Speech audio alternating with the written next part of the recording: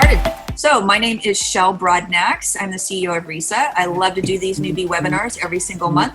And lately I've been having some guests, and I am so excited today to introduce Judy Weber. Judy and I met about 1.5 years ago, and Judy does an event, Outrageous Girls in Real Estate. Yeah, she's Unstoppable Live. She's Unstoppable Live, that's what it was.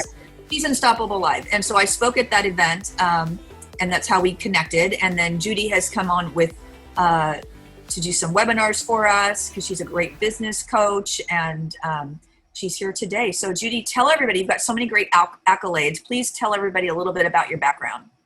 Sure. Hi, ladies and gentlemen, maybe. My name is Judy Weber, and I am a business coach and success strategist. I work with high-achieving women of faith who want to make an impact, have a profitable business, and a scalable business. So I'm really excited to be here. I love Shel. I love RISA and what they're all about. You have a great team here. I was a lawyer, trial lawyer for decades. I still am licensed, but I don't practice. Like I say, I am a strategist. So I've had an opportunity to review your questions, and it's going to be neat because Shel is a business coach. I'm a business coach, but we come at it from sometimes the same, but sometimes different angles. So I hope you have your pen and pad ready because we're ready to show up for you big time. Yep, absolutely. So what we're going to do is we took some, when everybody signed up, a lot of people posted questions that they wanted answered. So we're just going to throw the question up and we're going to chat about it. If anybody wants to chime in, please do so in the chat box. And then after we're done getting through the questions, we'll open it up to any other questions that you might have, and we will take them as we go. So here we go. Let's get started. So first question, what's the best way to start a staging business? Or should you work under a staging company to learn first instead? So this is a great question. And here's one of the things I want to tell everybody up front first. I am a Tony Robbins trained strategic intervention coach. So sometimes when a question is asked, I might kind of repeat it back or say something that's kind of shocking to get you to look at it from a different perspective. So don't take it as rudeness, but it's just very direct. I'm a very direct bullet point kind of person, so I'm always going to tell you the truth about everything. So this is one of those questions I want everybody to kind of think about. So if your desire is to really start a staging business, and then you live in a certain area and you want to go work for another stager, you're essentially asking that stager to train their future competition. So nobody really thinks of it like that. So there are some stagers out there that love to mentor others and will might have a program where you can tag along with them on some jobs, and you might have to drive out of your geographic area to make that be okay with everybody. When you look at mentoring, you definitely want to pay your mentor. I know a lot of stagers call other stagers and say, hey, can I tag along with you? I want to get some experience. You know, I won't charge you, but you get free labor. Here's the thing. It's a great concept if it worked that way, but it doesn't. What ends up happening is that stager that's going to mentor you, when you have a mentee on site, it slows them down. So they have to slow down to give you direction, to give you information. They want to be able to help you, but it does take them longer to do the actual job because they're directing traffic. So that's why I say it's always great to be able to pay your mentor. Judy, what do you think about this? Yes, well, as a lawyer who's very familiar with contracts, I can tell you, to Shel's point, a standard provision, there are 2 standard provisions in these contracts when they bring you on, if they do it the right way and they have some sort of contract for you to sign when you come on. Number 1, a confidentiality.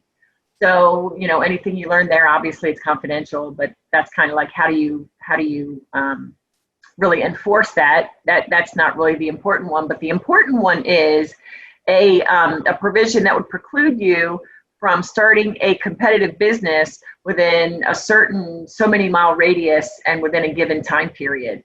So that's something you got to be careful of. You sign on with someone, they might say, great, I'll train you, but they know in the provision you can't compete against them for like a year with a 20-mile radius. So you got to be really careful. So if you really have a heart to start a business, then just go for it. And, you know, some of the best training, I bet Shel would agree, the best training you can get is on the job. Absolutely.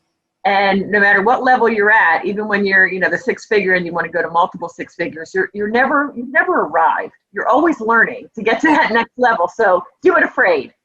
Yeah, I say go for it as well. The learning that you'll get on the job. You're going to make your company your own from the get-go. You're going to stumble just like everybody does, but with anything, every time you stumble, that gives you a better foundation to be able to spring off of. So I definitely recommend go ahead and just do it. And I know in some states, non-competes are not enforceable. I believe California, I'm sure California is one of them. But again, just start it. Just go ahead and start it. Next question. Okay, I got to move all my speakers out of the way here. How can we increase the number of real estate agent relationships without the referrals? It's a challenge to grow as a business. So this is one of those, I think this is really a mindset question. What I noticed, Judy, is that without referrals, it's challenging to grow a business. So if Melpo, if you're on right now, I want you to consider changing your mindset on that and kind of reframing that statement, because when you write things down, when you say things to yourself, they really take effect and it changes your viewpoint on the world or on that particular situation. So let's reframe that and say it's not challenging to grow a business, that you can absolutely grow your business. There's lots of ways to be able to do it. Obviously with real estate agents, that's going to be a lot of your core clients that you're going to have.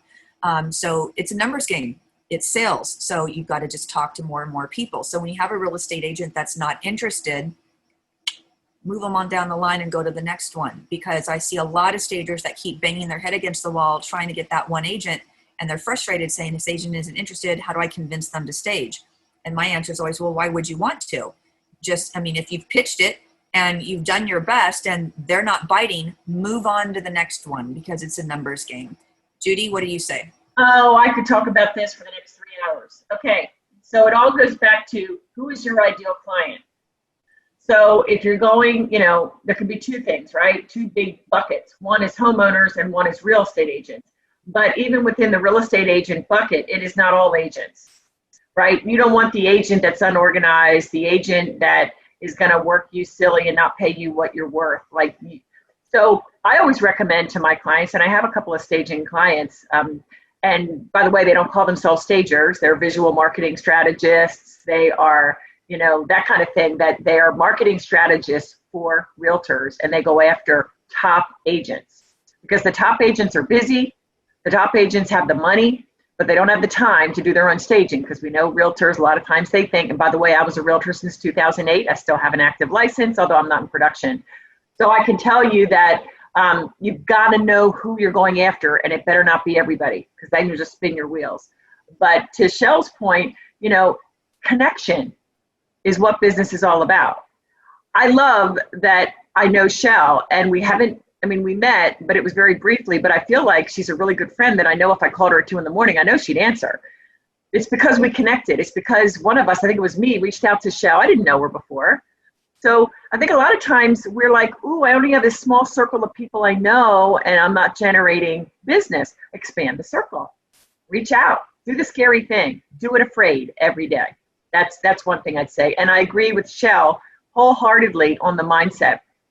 If you will say it's a challenge to make money, you're going to feed yourself that. Your subconscious. I'm not sciencey, but I know enough to know that words matter and what you speak has power. And so instead say, you know what? I can make 6 figures. I can build this business, and it can be fun. And it can. And it's all about connecting. Yeah, absolutely. Money comes to you freely and easily. Money comes to you freely and easily. So it's just all about that mindset, and then soaking it in and really believing it.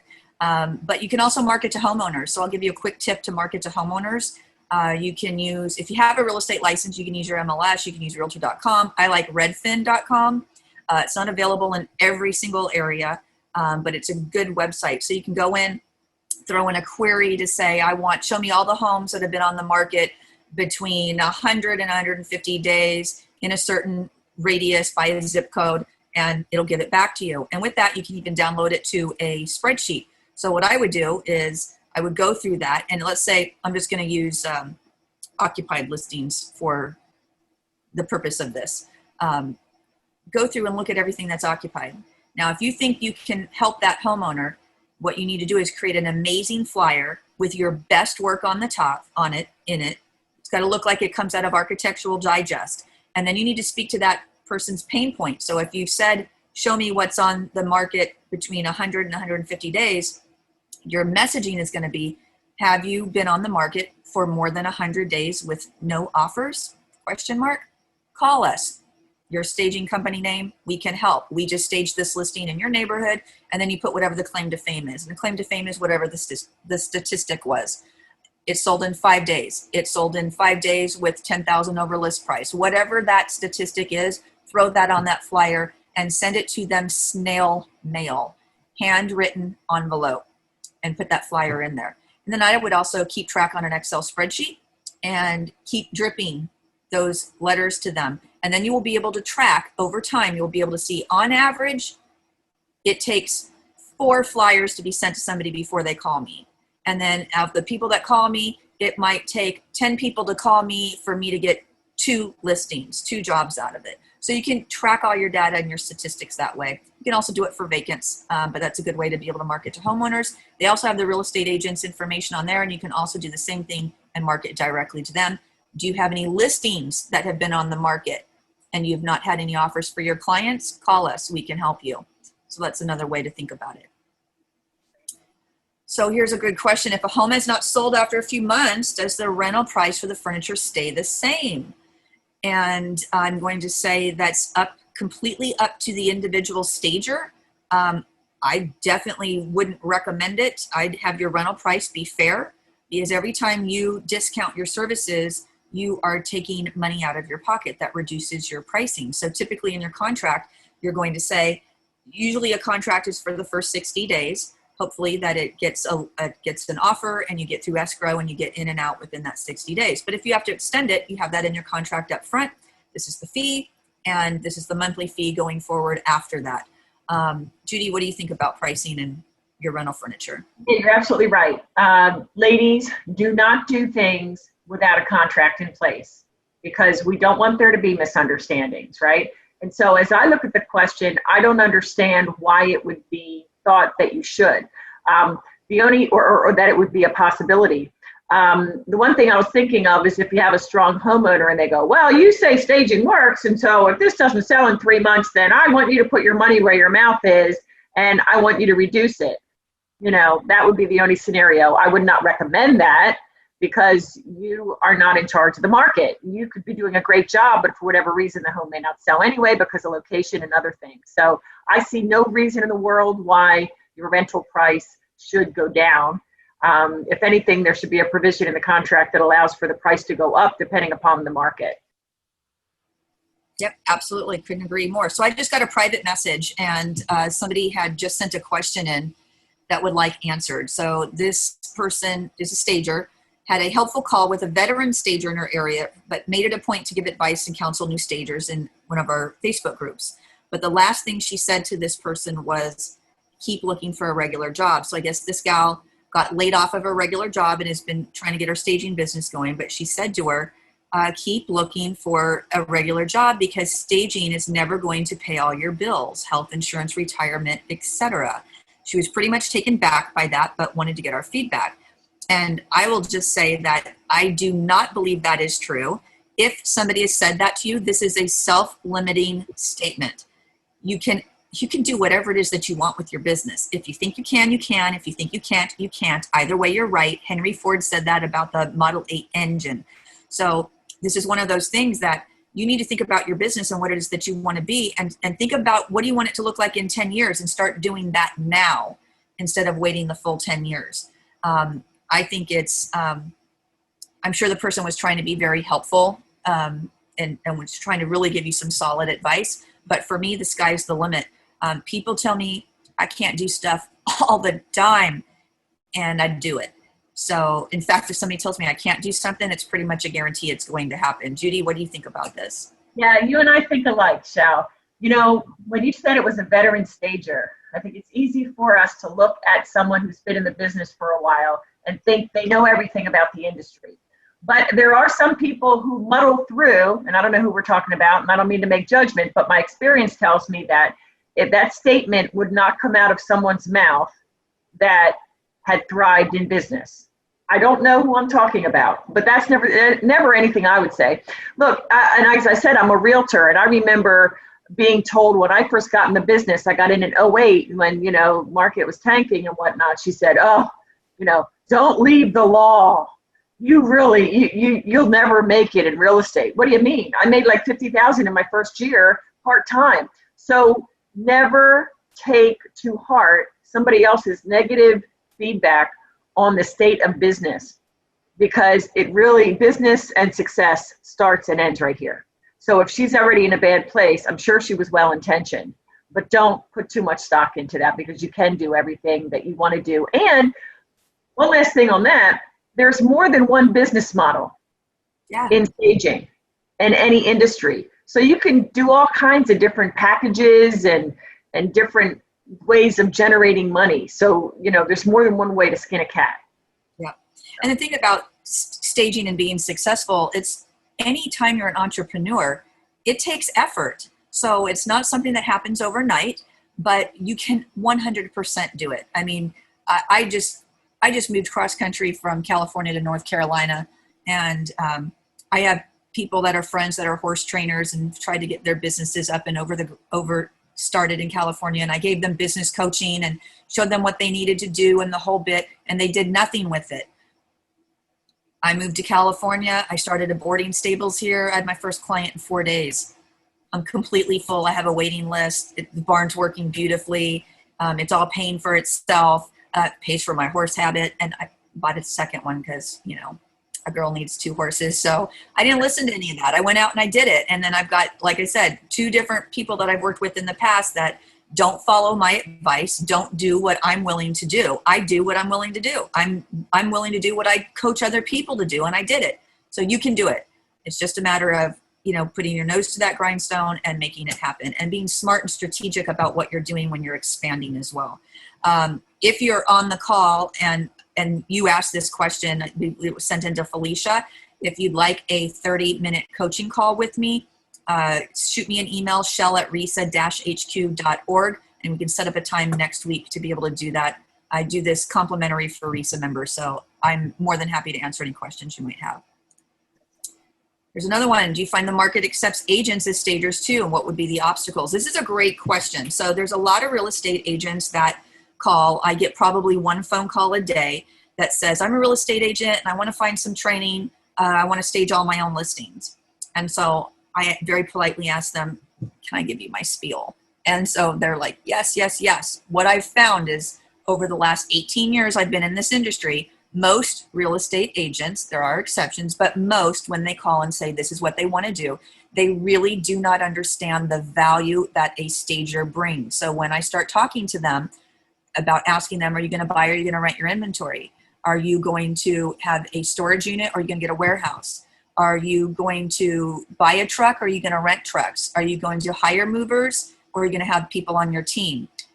You need to get workers' comp and different types of liability insurance. I start going through all of these things with them, and their eyes typically roll back in their head and they're like, wow, I didn't realize it was all that. So what I can say is that, do we have stagers, successful stagers that are real estate agents? We have a lot of successful stagers that hold a real estate license. Most are not actively selling real estate. I know one handful of real estate agents that stage their own listings and will stage for other people and are very successful at it. It's just not a real sustainable business model for most people.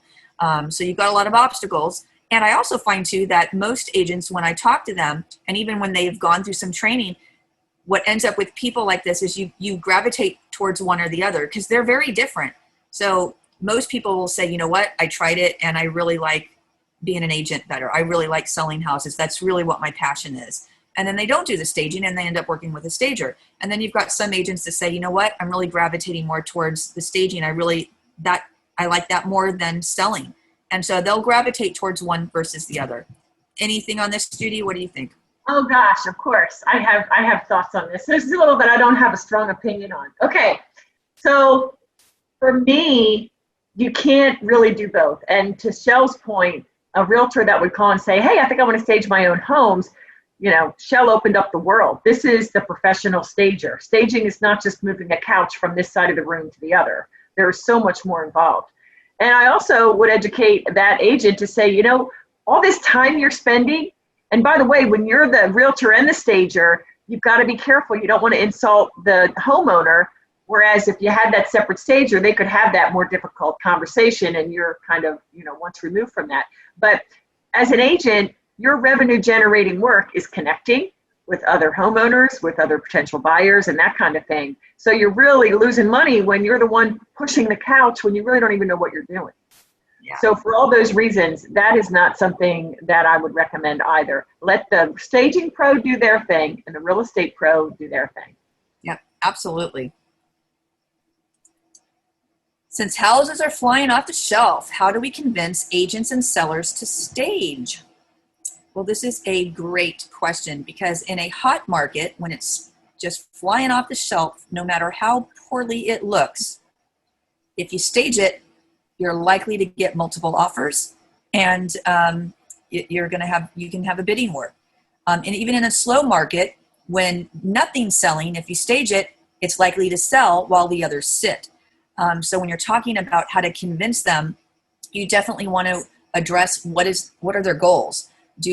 Great if you want to get out quickly, but do you also need to make more money on it? Do you want to optimize your asset? And a home ownership is likely the consumer's number one asset. Most people don't have huge amounts of other assets. The average people, it's the equity in their home. So if their goal is to get as much out of that home and squeeze that equity as possible, then they're going to want to stage. What do you think about this one, Judy? I couldn't agree more. And sometimes it's good to paint a story that they can grab onto. So I don't know what your stat is in your neck of the woods, but you might say, I totally get where you're at, and then go on to what Shell said about the fact of the matter is the way this works. But the other thing is, if you could invest $1 and get 2.5 back or 5 back, you do it, right? That's a no-brainer. And that's what I'm telling you with staging. Now, I can't guarantee, but that's what the statistics tell us. So it is very smart for you to invest in staging to get more money at the end. Yep, absolutely. Could not agree more. And analogies are great, like you said, to be able to show them an analogy like that. I love that. Mm-hmm. Still struggle with pricing and everybody's hush-hush about it. Maybe undercharging. Okay, so Holly didn't ask an actual question, but I know where she's going with this. So here's the thing about pricing. There are lots of methods to determine your price. None of them matter. How you get to your price is irrelevant. You can use square footage, you can use package deals, you can use your hourly rate to compile a bid for the total. It really doesn't matter. What matters is that you charge enough to turn a profit. So the simplest way to look at your pricing is what are your costs plus your labor. And your labor is how much money do you need to make it worth it for you to get out of bed that day and go do that job. So I like to look at things very simply. So if I was a stager and doing this, and I coach a lot of people on this, and a lot of people use this method for pricing, take all of your costs and then just figure out what it is you need to make a profit. If it's $1,500, then the fee's $1,500 after you've paid everybody. So it's very, very simple. Unfortunately, a lot of stagers don't like to talk about price. I personally don't understand it. I think that everybody should be kind of forthcoming, because what happens is if you're new in the industry and you go to a local chapter or you try to talk with other stagers and you say, hey, I want to price competitively. Can you share with me what you're doing? You're doing it because you don't want to be an underbidder. And a lot of times people don't necessarily recognize that. So you definitely want to charge what you're worth. Judy, I know you'll have something to say about this one. What do you think about pricing and charging what you're worth? Yes, ma'am. And I disagree on one thing. I never want my clients to charge based upon an hourly rate because it's not enough. Because I want you to think not in terms of what is my time worth necessarily, but think about the transformation at the end, right? So if you know, based upon your stats, that a staged home is going to sell quicker, so they'll save a month of mortgage payment, and they're going to make 12% more. Think about, depending on the price of the home, how much more value you bring. You're bringing like $20,000 and you're worried about charging $1,000 for that. I mean, that's the best bargain around. So I really want you to think about the transformation, the value of that. And it's not the value, you don't want to trade time for money. It is, you are an expert. And just like a doctor doesn't think about, well, okay, this is a difficult cancer surgery, as opposed to, I don't know what's an easy procedure, but they don't think in terms of their hourly rate. They say, I have an expertise, I have a skill, and they're going to pay for it. So I need us to not hesitate. And just another thing briefly, earlier today, Shell, I was on a call, group coaching call, and we were doing some role playing on pricing, on a sales conversation. And this one woman was super energetic. She was really bringing it until I said, okay, let's wrap it up and let's get to the ask. And all of a sudden, when she started talking about pricing, her energy just changed. It just came down. And I said, come on, you were up here. No fear. You know your pricing. Be confident. You're worth it. So if that's, talk about mindset, the pricing is really all about you owning your value. Yep, absolutely. How do you search out clients when you're new to the industry? This is a great question. So you got to get involved. You can certainly just send information to real estate agents. You can, do your mailers and all that type of stuff. I personally wouldn't recommend that because most of it ends up in the garbage can. The only way that I would do it is I'd recommend, like I said earlier, with the Redfin option. That's great because you're marketing directly to people that need your service right now because they've been on the market and they're not selling. But get involved. Join a RISA chapter. Join Women's Council of Realtors is an amazing organization. RISA was actually patterned after them because I'd been involved with them for about 6.5 years. And I love the organization and I knew we needed something in our industry. So we started this. Get involved in Realtor Association meetings, go to their marketing meetings. Usually they have a weekly, if not a monthly marketing meeting. Most of them are weekly. Go on caravan tours, get involved. Volunteer your time. If they have a fundraiser, and you want to get involved, get on a committee. If you're going to get on a committee, though, you need to bring your A game. Don't flake. It's the worst thing that you can do is get involved and then flake and not do your duty. But you can get involved and be involved in to a greeter, any type of hospitality position they might have. If they're doing some sort of fundraiser where they need decorations, you can get on the decorations committee because you're a stager, so you can bring a lot with that. But just get involved and get out and start talking with people. Judy, what do you think about this one? Love this question. Okay, so generally, everything Shell said is wonderful, and I especially think the caravan idea. Every week, or at least every other week, we would have caravan. For us, it was Tuesdays. I know in different parts of the country, it might be Wednesday or whatever. Go show up at those open houses and get your face known, right? And also one thing, be a little gutsy. And approach brokers and say, you know what? I would love to do a lunch and learn with your agents on staging. Look, just like Shell's giving away free information, I give away free information. If you don't know what you're doing, sitting in this lesson for an hour, you may still need support. So don't be afraid to go out and tell, realtors, how to stage, but also the benefits of getting it done by a professional. So I will say that. But then I also think a beautiful way to find your ideal client, if they are a top agent, a top producing agent, is Zillow.com. You go to Zillow and you go to Agent Finder and you put in the name of your town. Up will pop the top agents and you will be able to see how many listings they have or how many transactions they've had. If they're a premier agent, they're paying for the leads. Again, they have open wallets. They understand the value of teaming with a professional. The only caveat there is please don't use the phone number that you get on Zillow because that's a marketing number. Go to their website and get the cell number there. But Zillow is huge because now you're going after those top agents who already kind of have an understanding of what it's like to bring on a professional into their team. Yeah, absolutely. So we got a side question that was sent to me privately. Suggestions on how to market before and after successes without I don't understand. Suggestions on how to market before you have many or any documented successes, amazing photos, etc. Great question. So the question is basically, how do you market when you haven't done any jobs yet? So stage a room in your house, in your mama's house, in your daddy's house, in your brother's house, in your neighbor's house, in your friend's house. Just start asking people, can I redo a room for you? And when you do that, take professional photos.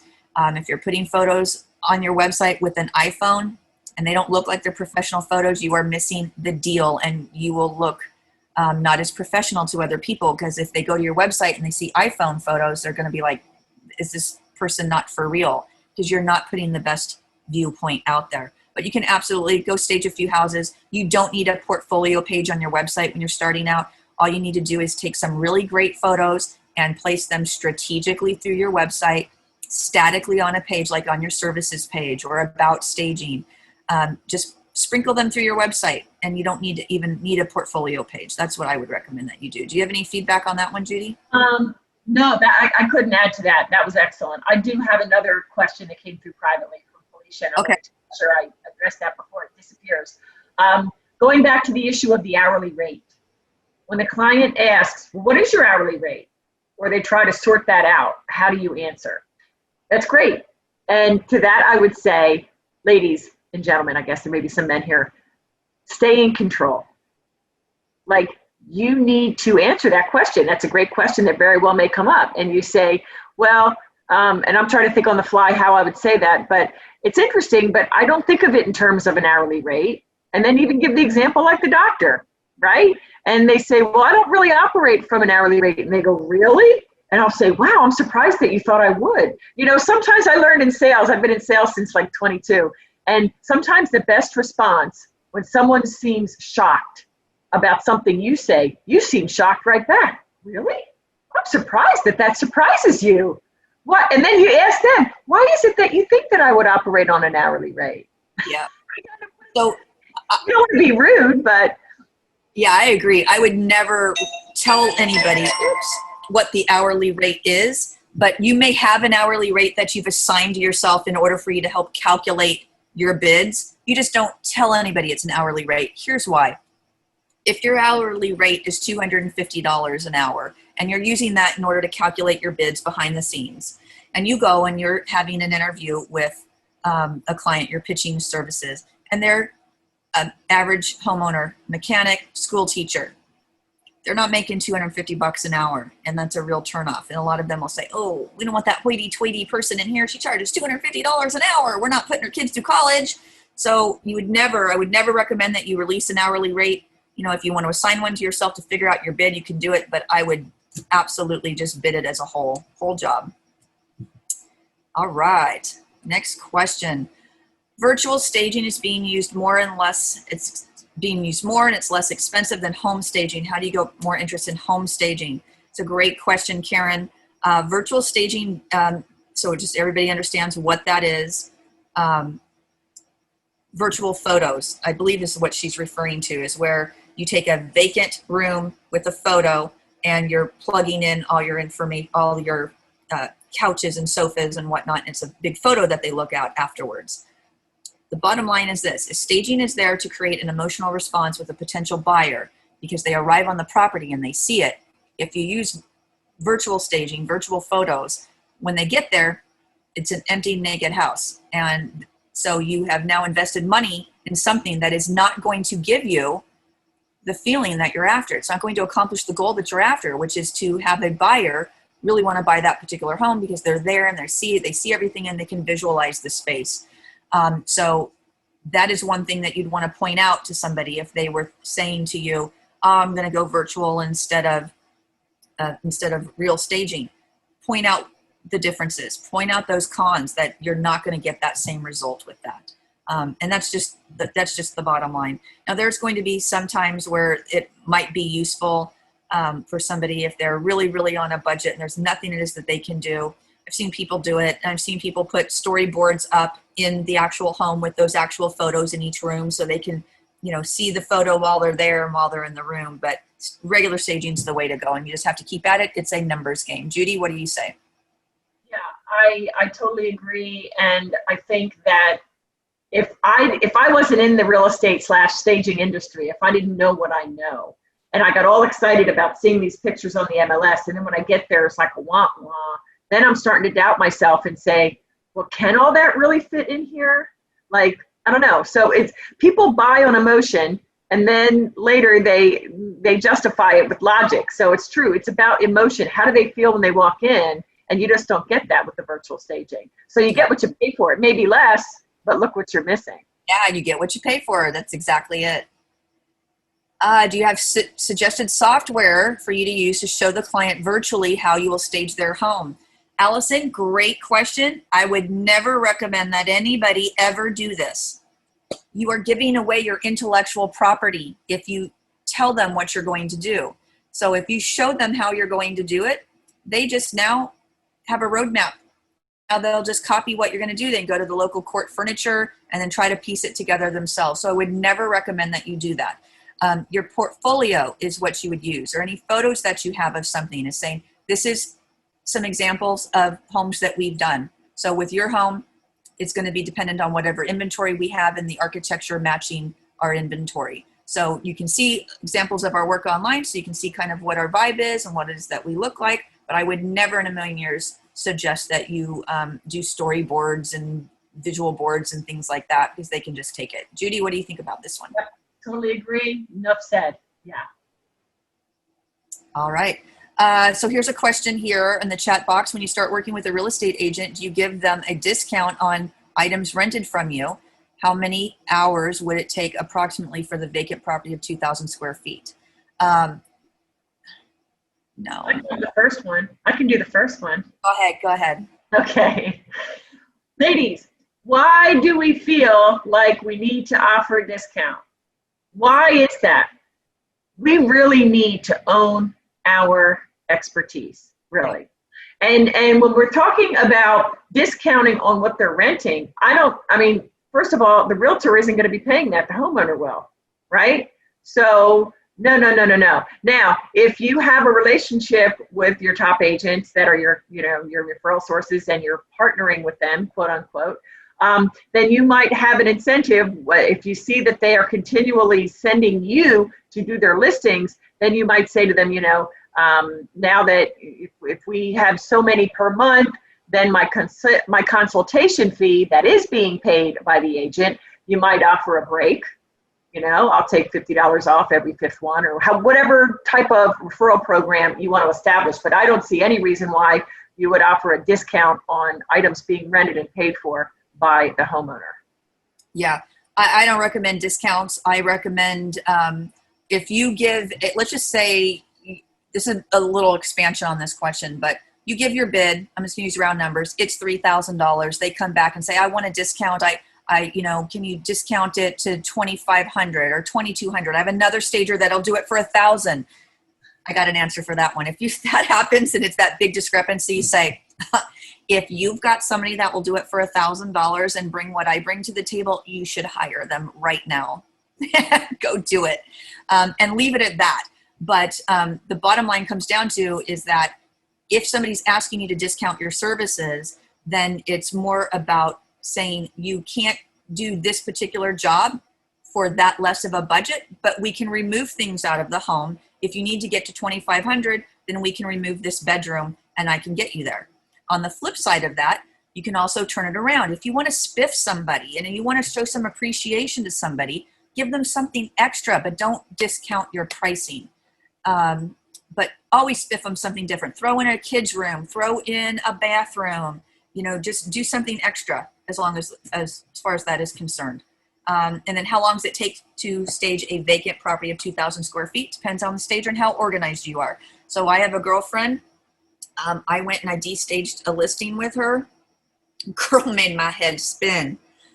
She has got every step worked out. They're in and they're out.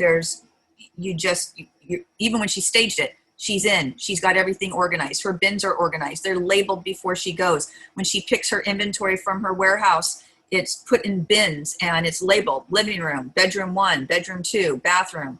And you go in and you install it so you can do it quickly. You want to do everything you can as quickly as possible, because the more time your feet are on the ground, the less money you're making, because it's taking you longer to do that particular job. So it can be a couple hours. You should be able to stage a decent size home in a few hours and be able to get in and out.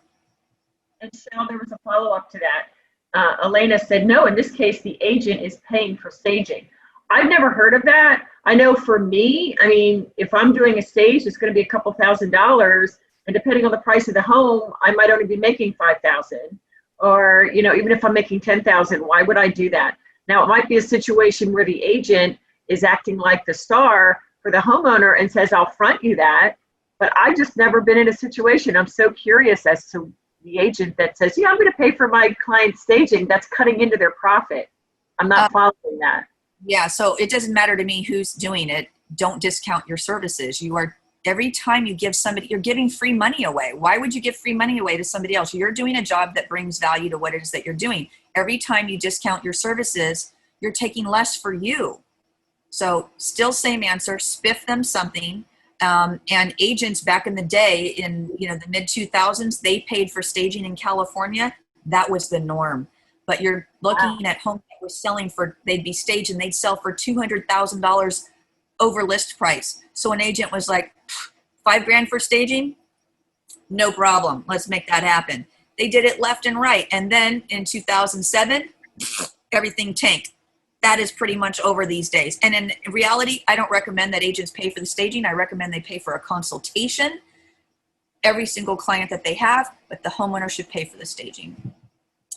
What's your best ideas for organized ways of selling old inventory? Great question. Craigslist, open houses or open warehouses if you have a warehouse, and go to your local stagers. Any other stagers in the area? Just have a day. Saturday, we're having a warehouse sale. Come out, make us an offer, or label it with whatever it is that you want to do. But you can do that. You can also do it through a RISA chapter if you have one in your area, or just through the social media, through the Facebook groups that we have. You can put it out there as well. Any ideas on that one?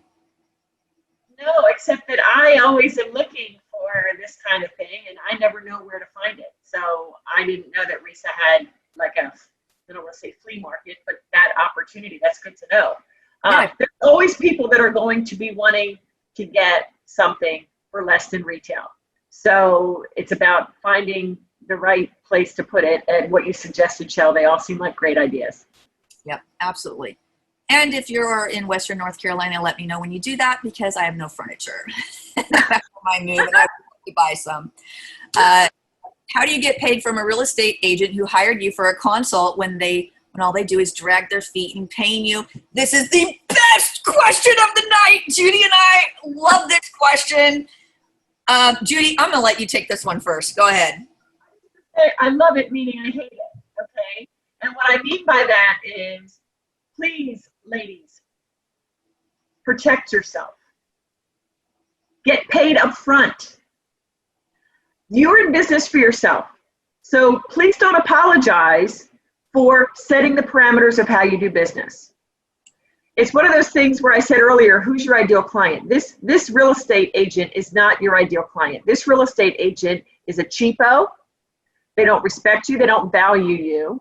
So please tell them to go bye-bye, and make sure that you have in your contract exactly how things are going to go.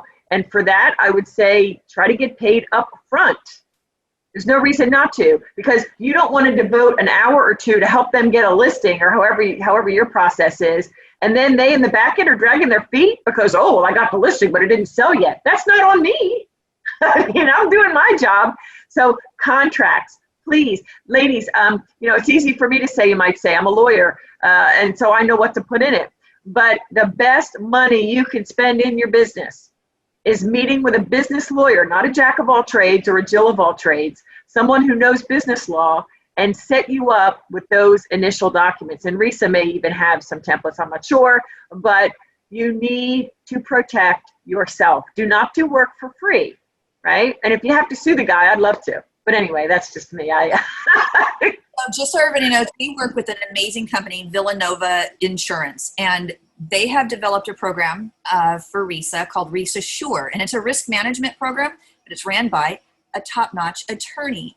And his name is Joe Denneler. And with that particular program, he will review your contract. He will write a contract for you, and he can do it in all of the states. So this is one thing that I see so many stagers say in Facebook groups. Does anybody have a contract template they can share with me? Or they go online and they try to down one online, and then they don't really understand the nuances of it. And that is the number one way to get yourself in a lot of trouble, is by not understanding your contract. So reach out to an attorney. This is the foundation of your business. It is the number one thing that is going to keep you organized and legal, and everybody's clear on what the expectations are on both sides. Now, contracts are there to protect both parties. They're there so you have a meeting of the minds and it's written down so everybody knows what the expectations are. It's not a bad thing, but you definitely need to get a contract. It is worth every penny to pay an attorney to do it. If you get one off of Google or you get one from a stager friend that has shared it to you, sorry, just going to say it. It's foolish to do it. Make the investment. It is so needed just to get that investment. And again, don't leave the house without getting paid. So what I would recommend that you do is, and even for a consult, sure, I have appointments available on Thursday at 10 a.m. or I have Friday at 4 o'clock. Which would you like? They say Thursday at 10 a.m. Okay, great. So which credit card would you like to put this on so I can get you booked? It's that simple. And then when you say it to them, say it like you're at the McDonald's drive-thru and you're taking the order for somebody. And, I know when I go into McDonald's and I say I want 2 sausage McMuffins with no egg and a coffee, it's $2.80. The girl tells me this every single time, and she says it like she expects to get it. There's no negotiations about it. I just go up to the window and it's like, here, take it. So say it with that type of confidence, and people don't have a tendency to question you. Let's open it up. That was the last of these questions. We have a few minutes left. And if anybody has a question, throw it in the chat box. We will get to your question. The other thing that I want to post here in the chat box for you is that if you are new to the industry and you don't have training yet, we cannot, I just did not send this to the entire group. I sent it to Felicia. So let me redo this. I cannot stress enough the importance of getting training. You don't know what you don't know. There is no way, as brilliant as Judy is and as brilliant as I am, there is no way we are going to solve all your woes in a 45-minute to 50-minute webinar. And you're not going to get all the answers in a Facebook groups as well. So I just posted a link. It's about the training providers that we work with. There are accredited training providers on there and associate training providers. The accredited ones are training providers that we've reviewed their books, their materials. We ensure they hit our standards of what needs to be taught for foundation or core training in real estate staging. Everybody agrees to have complaints filed against them with RESA. Nobody has complaints filed against them with RESA. We've vetted these training providers, so I recommend that you look at all of them, follow through to their websites, cross off the list what doesn't appeal or doesn't meet your need for whatever reason, get that list down to a smaller list, and then start making phone calls and call them. And if you do that, you're going to figure out who you vibe with. You're going to figure out what is going to suit your needs best. And that is the best way to choose a training provider. All right, we have no questions. Judy, this is great. We finished under time. Well, I have just one more thing to add and piggybacking about the lawyer, okay? I don't really like lawyers because some lawyers are poopy, just like some stagers aren't as good as some other stagers. But trust me when I say, when Shell said you don't know what you don't know, oh my goodness, the trouble you can get in if you're not legal. What type of business entity should you be? The answer, I don't believe you should. I don't believe you ever want to be a sole proprietor, but should I go LLC? Should I be this, that, or the other? You need to have a discussion with an attorney who knows the laws of your state to be able to guide you to say, well, here's the pros of this one, but here's the cons of it, so that you can make those choices. And then how about trademarking your business name? I don't know, maybe you should think about that if it's a really cute name. If it's your name, then that's not an issue. But if it's some other name, you don't want anybody else to kind of take that out from under you, so you need to do that. Also, Shell addressed it earlier about insurance and workers' comp. You don't know what you don't know. So you want to make sure when you're setting up your business, or even if you've been in business in years and you're hearing this now and you're like, what? I might be missing something. You got to make sure you're ready, because you don't want to be hit with penalties and taxes, and God forbid there's an accident and all of a sudden you could lose a lot. So please take the time, bite the bullet. It's the best money you can spend. Yeah, absolutely. And then when you're bringing on additional team members, just a little tip for everybody. Everybody wants to 1099 these people. 9 out of 10 times, it is not legal to 1099 them if you are a stager. If that person is operating under your care, your control, using your inventory, and you're directing traffic, you're telling them where to go, when to show up, what time to be there, that's an employee. That is not a 1099. A 1099 is somebody like you can 1099 a bookkeeper. You're sending them the information, they do it on their own time, they're using their own stuff. That's somebody that's more in line with the 1099. So check the laws in your particular state. California, it's absolutely a no. So I know that for sure. Check out AB 5, which is a bill that is out there that tells a lot about it. So there, again, you just don't know what you don't know. So get some training. keep on the webinar, stay involved, go to RisaCon, network. You can do this. Staging can be a very lucrative career. There's so many amazing people in our industry, and you can make it. You can create the business that you want. You just got to figure out what it is, write your goals down, and then figure out your strategy to get there. Any final words, Judy? Yeah, well, you summed it up right there. Mindset and action. And be okay with imperfect action. We all take it. Oh, and do it afraid. You don't have to have everything figured out. You just need to go, talk to people, meet to people, whether they're other stagers or potential clients or potential referral sources, and have fun. And have that confidence in yourself. Own your expertise. Absolutely. I was saying, I work with horses a lot, love them, little cowgirl in me. Courage is saddling up and doing it anyway. And that's, you know, when you are outside of your comfort zone and you're outside of that box that we all put ourselves in, that is when you're going to fly. You can't fly inside a box. Plain and simple. You can't even spread your wings inside the box because you're in the box. So jump out of that box and fly, take the leap, take the risk, and you too can make it happen. I want to thank everybody for being with me. We do this the first Thursday of every month for the Newbie webinar. So sign up for the next one. Put your questions in ahead of time and we're happy to help you. Judy, as always, I absolutely adore you. I love your vibe. You are so calming. I love you, Sal. I'm calming? Oh, that's great. Oh, you're so funny. If I was ever in hysterics about something, Judy would be the person you'd call because her voice is just calming even as well. And you're just very well spoken and I just adore you. So thank you for doing this. Ladies, I am here at Judy Weber Live on Anywhere Social. I would be happy to help in any way that I can. Absolutely. Take her up on the coaching because she's a great one. All right, everybody, until next time, thank you all for joining us. Happy staging.